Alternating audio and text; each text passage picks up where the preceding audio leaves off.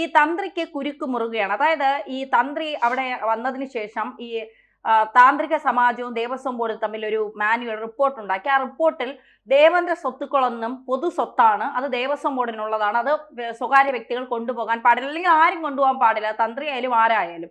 ഇവിടെ തന്ത്രി വാജിവാഹനം കൊണ്ടുപോയി. അത് ദേവസ്വം ബോർഡിനും കുരുക്കാണ്, തന്ത്രിക്കും കുരുക്കാണ്. ജയിൽ ഇടിഞ്ഞു വീഴുന്നാലും ആ തന്ത്രി പുറത്തേക്ക് വരില്ല എന്നുള്ള കാര്യം രക്ഷിക്കാൻ ഉന്നതന്മാരും ഇല്ലെങ്കിൽ ഇവിടെ തന്ത്രി എവിടെ നിൽക്കട്ടെ, തന്ത്രിയെ നമുക്ക് പിന്നീട് പിടിക്കാം.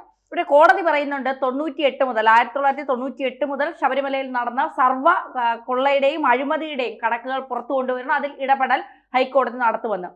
ഇതുവരെ ഇപ്പൊ CPM-ലെ പലരും അകത്ത് കയറുന്നുണ്ട്, പക്ഷെ കോൺഗ്രസും BJP-യും ഇതുവരെ മിണ്ടിയിട്ടില്ല. ഈ കോൺഗ്രസ് ഇരുന്ന സമയത്താണ് മുഴുവൻ അഴിമതി നടന്നതെന്നാണ് ഇപ്പൊ മനസ്സിലാക്കാൻ സാധിക്കുന്നത്.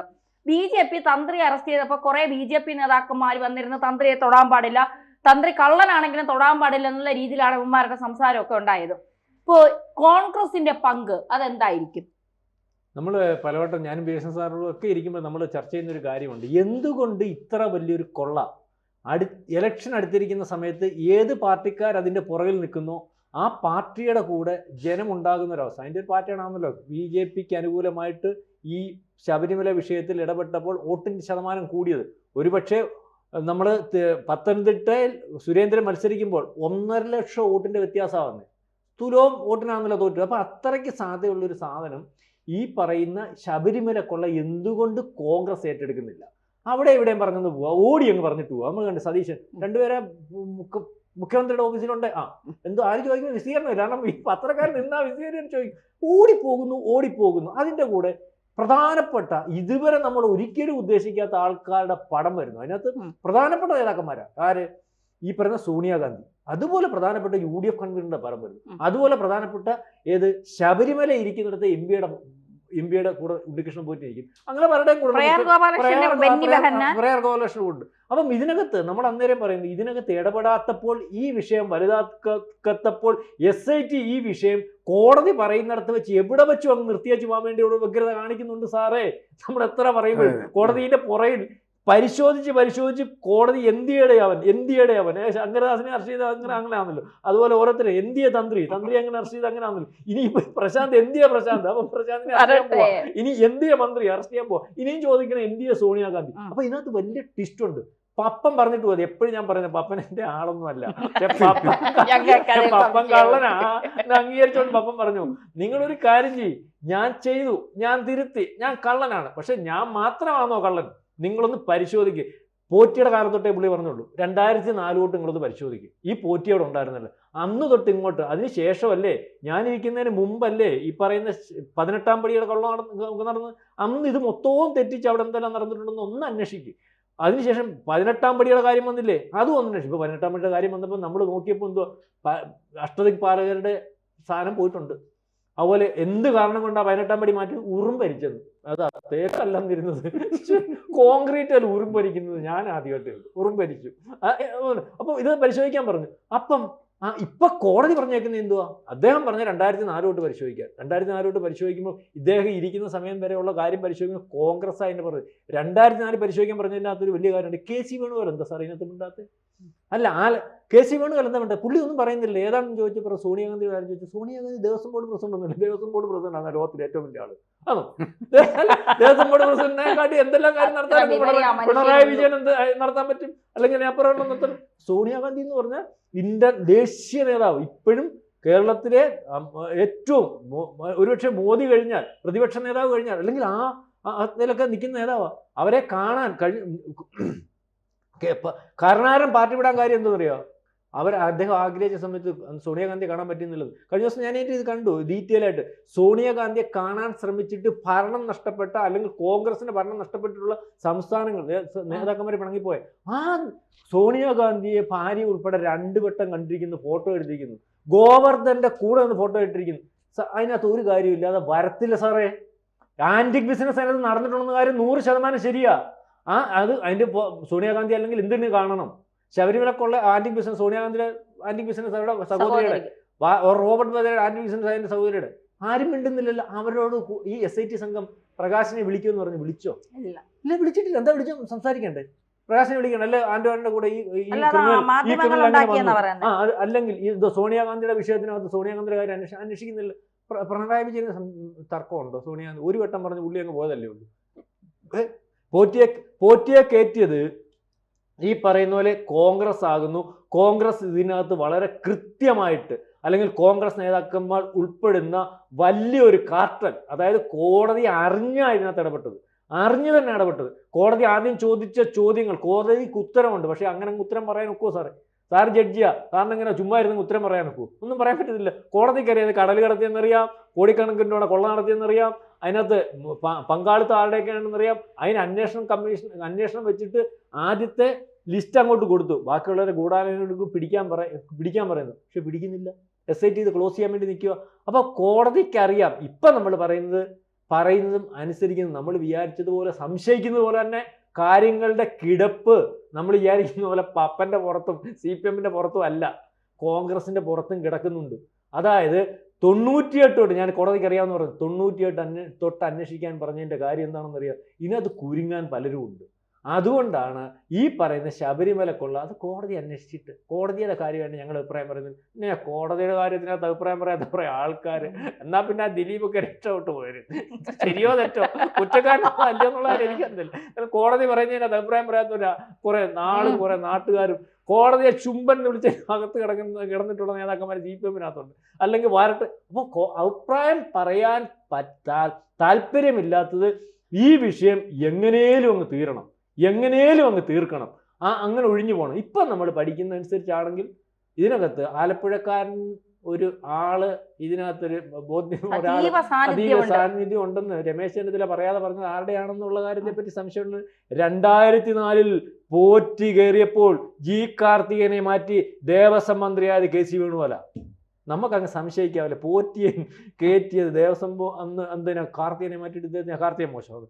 എനിക്കറിയാവുന്ന കാർത്തികൻ, എൻ്റെ പ്രായം അനുസരിച്ച് അറിയാവുന്ന കാർത്തികൻ എന്ന് പറഞ്ഞാൽ വളരെ ക്ലീൻ ഇമേജ് ഉള്ള ഒരാളാണ്. അറിയാമല്ലോ, പേഴ്സൺ മാഷിനെ ഏകദേശം അറിയാമല്ലോ. ചിരിക്കാത്ത എന്നാൽ ജനങ്ങൾക്ക് ഏറ്റവും വേണ്ടപ്പെട്ടവനായിട്ടുള്ള ഒരു ജനകീയ നേതാവായിരുന്നു. അയാളെ മാറ്റിയിട്ട് KC വേണുഗോപാൽ കൊണ്ടുവന്ന് എന്തിനാ? ആരുടെയും താല്പര്യമാണെന്ന് സംശയിച്ചാൽ കുറ്റം പറയാനൊക്കുമോ?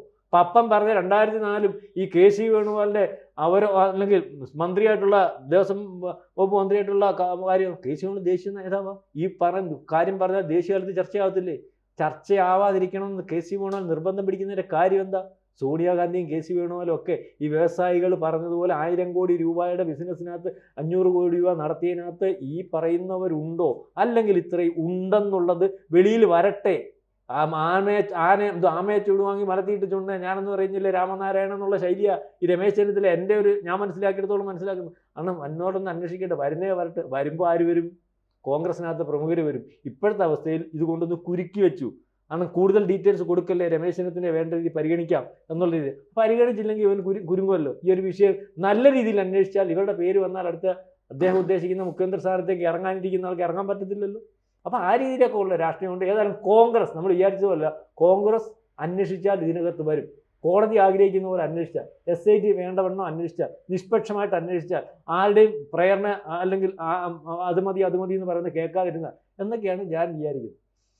അല്ല, ഇത് നമ്മൾ വിചാരിക്കുന്നതിനേക്കാളൊക്കെ വളരെ ആഴങ്ങളിലേക്ക് പോകുന്ന ഒരു അഴിമതിയുടെ കഥ ഇതിനകത്തുണ്ട്. ശബരിമല ഒരുപാട് വർഷങ്ങളായിട്ട് ഇവരെല്ലാവരും കൂടി കട്ടുനിന്ന് തീർത്തുകൊണ്ടിരിക്കുകയാണ്. പക്ഷേ തീരാതിരിക്കാൻ കാരണം വീണ്ടും അതിനകത്തേക്ക് പണം വന്നുകൊണ്ടിരിക്കുന്നതിൻ്റെ പേരില്ല. അല്ലെങ്കിൽ പണ്ട് തീർന്നു പോയനെ. പക്ഷേ അതെ, പാപ്പരായിപ്പോയനെ. ഇഷ്ടം പോലെ കട്ട് തിന്നുന്നു, ഭക്തന്മാർ ഒരുപാട് കൊണ്ടുപോയത് നടക്കുന്നു. അതുകൊണ്ട് ആർക്കും പ്രശ്നങ്ങളുണ്ടായിരുന്നില്ല. എടുത്തുകൊണ്ടിരിക്കുന്നവരെ സംബന്ധിച്ചിടത്തോളം അവരുടെ ഒരു ആശ്വാസം, ആഹ്ലാദം എന്താണെന്ന് വെച്ചാൽ നമ്മൾ കുറച്ചല്ലേ എടുത്തുള്ളൂ, ഇനിയും വന്നോളും എന്ന് കരുതി. ഈ ഇപ്പോൾ കോടതിക്ക് അവസാനം നെക്കക്കള്ളി ഇതല്ലേ 1988 മുതലുള്ള അതെ 1998 മുതൽ 88 98 മുതലുള്ള മുഴുവൻ കാര്യങ്ങളും അന്വേഷിക്കാൻ പറഞ്ഞിരിക്കുന്നു. കാരണം സ്വർണം ഈ വിജയമല്യ വഴി ഒരുപാട് എത്തിയ ഒരു വർഷമാണ്. അപ്പോൾ അന്ന് എന്തോരം വന്നു, അതിനുശേഷം എങ്ങനെയൊക്കെ ഓരോരുത്തരുമായിട്ടത് കുറേശ്ശെ എടുത്തുകൊണ്ട് പോയി. എല്ലാ സ്ഥലത്തും ഉണ്ട്. നേരത്തെ ഈ 18-ാം പടിയുടെ കാര്യം പറഞ്ഞല്ലോ, ഉറുമ്പരിച്ചെന്ന്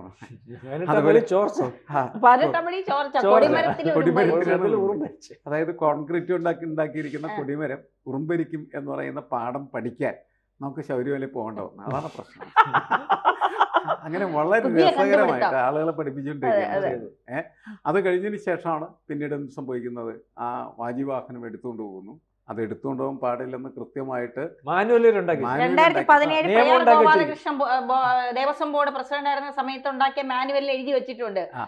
അത് പിന്നെ തന്ത്രിക്ക് അവകാശപ്പെട്ടതല്ല, ദേവസ്വത്തിന്റെ സ്വത്താണെന്ന്. പക്ഷെ ഇപ്പോ മുൻ ദേവസ്വം ബോർഡ് അംഗം അജയ് തറയിൽ പറയുന്നത് താന്ത്രിക വിധി പ്രകാരമാണ് തന്ത്രിക്ക് കൊടുത്തതെന്ന്. അത് ഏത് വിധിയാണെന്ന് ഒരു വിധിയില്ല. അല്ല, ഇതെല്ലാം ഓരോരുത്തരും പല ആളുകളും വന്നിരുന്ന് ഈ കാര്യങ്ങൾ ടി വിയിലേക്ക് വിശദീകരിച്ചുകൊണ്ടിരിക്കുന്നുണ്ട്. ഒക്കെ മുഴുവനും പൊട്ടത്തെറ്റാണ്. അവർ വന്നിരുന്ന് പറയുന്നു, ആളുകൾ കേൾക്കുന്നു എന്ന് മാത്രമേ ഉള്ളൂ. ഈ എല്ലാ താന്ത്രിക വിധികളും ഒക്കെ മാറ്റിവെക്കുക. മര്യാദയ്ക്ക് സാമാന്യമായിട്ടുള്ള ഒരു കോമൺ സെൻസ് ഉണ്ടല്ലോ മനുഷ്യന്. ഇവരൊക്കെ എന്താ അവകാശം അതൊക്കെ എടുത്തുള്ളത്? അത് സാധാരണ ആളുകൾ ചോദിക്കുന്നത്. കാരണം നമ്മൾ ക്ഷേത്രങ്ങളിൽ കൊടുക്കുന്നതായിട്ടുള്ള സമ്പത്ത് എന്ന് പറയുന്നത് നമ്മളുടെ അർച്ചനയായിട്ട് നമ്മൾ കൊടുക്കുന്നതാണ് ഓരോ ഭക്തനും. അത് ക്ഷേത്രത്തിലുള്ളതാണ്, അല്ലാണ്ട് ഇവർക്ക് എടുത്തുകൊണ്ട് പോകാനായിട്ടുള്ളതല്ല. തന്ത്രിക്ക് നമ്മൾ പ്രത്യേകം പൊതിഞ്ഞ് ഒരു ദക്ഷിണയൊക്കെ പോലെ കൊടുത്താൽ അങ്ങനെ കൊണ്ടേക്കോട്ടെ, അതിന് കണക്കാർ ഇതുവരെയും ചോദിച്ചിട്ടില്ല. അവർക്കത് എടുക്കാവുന്നതാണ്. പക്ഷേ എടുക്കാൻ പാടില്ലാത്ത അവരെടുക്കുമ്പോഴാണ് പ്രശ്നങ്ങൾ വരുന്നത്. അത് മോഷണമായി മാർത്തിയിരുന്നു എന്നുള്ളതാണ്. അതുകൊണ്ട് തന്നെ ആണ് തന്ത്രി ഒരിക്കലും രക്ഷപ്പെടാൻ പറ്റാത്ത കുരുക്കിലെത്തി എന്ന് പറയുന്നതിൻ്റെ ഒരു കാരണമാണ്. ഈ തന്ത്രിയെ എന്തിനാണ് സഹായിക്കാൻ BJP പോകുന്നത്? ആര് കെട്ടാലും അവർ കള്ളന്മാരാണ്. കള്ളന്മാരെ പുതിയ നടക്കുകയും അവരെ താങ്ങാൻ നടക്കുകയും ചെയ്താൽ നടക്കുന്നവനൊക്കെ കള്ളനായി മാറും. അപ്പോൾ സംഭവിക്കുന്നതെന്ന് വെച്ചാൽ തിരഞ്ഞെടുപ്പ് മുന്നിൽ കണ്ടിട്ടുള്ള ആക്രാന്തങ്ങളാണ് കാണിക്കുന്നതെങ്കിൽ പോലും ഇതിനകത്ത് CPM ആദ്യം പെട്ടു, പിന്നെ കോൺഗ്രസ് പെട്ടു, ഇനി BJP പെടുന്നു. എല്ലാവരും പെട്ട് കഴിയുമ്പോൾ നേരത്തെ പറഞ്ഞതുപോലെ എല്ലാവരും നിശബ്ദരാവാനുള്ള സാധ്യതകൾ കൂടിക്കൊണ്ടിരിക്കുകയാണ് ചെയ്യുന്നത്. പഴയ കാലത്ത് എന്താണ്, വലിയ നാമജപ ഘോഷയാത്രയൊക്കെ നടത്തി വലിയ പ്രതിഷേധങ്ങളുണ്ടാക്കിയ BJP അല്ലെങ്കിൽ അതിന്റെ കൂടെ നിന്ന് കോൺഗ്രസ്. അതിനെക്കാട്ടി വലിയ സാധ്യത. അതെ, അതിനേക്കാൾ വലിയ പ്രശ്നമാണ് ഇതിനകത്ത് യഥാർത്ഥത്തിൽ നടന്നിരിക്കുന്നത്. കാരണം ഇതൊരു വലിയ കൊള്ളയാണ്. അപ്പോൾ ഇതിനെതിരെ അതിശക്തമായിട്ടുള്ള പ്രക്ഷോഭം നടത്തേണ്ടതാണ്. പക്ഷേ പ്രക്ഷോഭം നടത്താൻ പറ്റാത്ത തരത്തിലേക്ക് ഇവർക്ക് ബലക്ഷയം. കാരണം എന്താണ്, ഇവരൊക്കെ ഇതിൻ്റെ പങ്കാളികളായി വരുന്നു എന്നുള്ളതാണ് പ്രശ്നം. അതുകൊണ്ട് ഒന്നും ചെയ്യാൻ പറ്റാത്ത, ആരും അനങ്ങുന്നില്ല.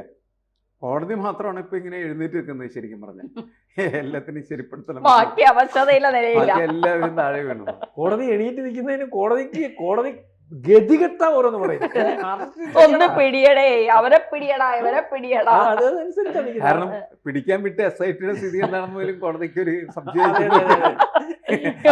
പിന്നീട് അവനെ പിടിച്ചിട്ട് പറയുമ്പോൾ കോടതി കെട്ടി എന്ന് പറയണ, അയ്യോ അയാൾ തളവാദം പിടിച്ച് കിടക്കണം. എന്തൊരു തമാശയാണല്ലേ. അല്ല, കഴിഞ്ഞ ദിവസം അതിനകത്ത് ചില കാര്യത്തിനകത്ത് കേബിൾ കാര്യം പറയും, SITയെ വഴി വെച്ചടിക്കുമോ. നമ്മൾ നല്ല നടക്കാത്ത പോത്തന്മാരെ വെച്ച് കെട്ടി പൂട്ടുന്ന അവസ്ഥയാണ്. അടിക്കുമ്പോ ശാലം നടക്കും, പിന്നെ ശാലം നടക്കും. അങ്ങനെയാണ് ഇപ്പൊ കണ്ടുകൊണ്ടിരിക്കുന്നത്. ഏതായാലും വരട്ടെ കാണാതെ.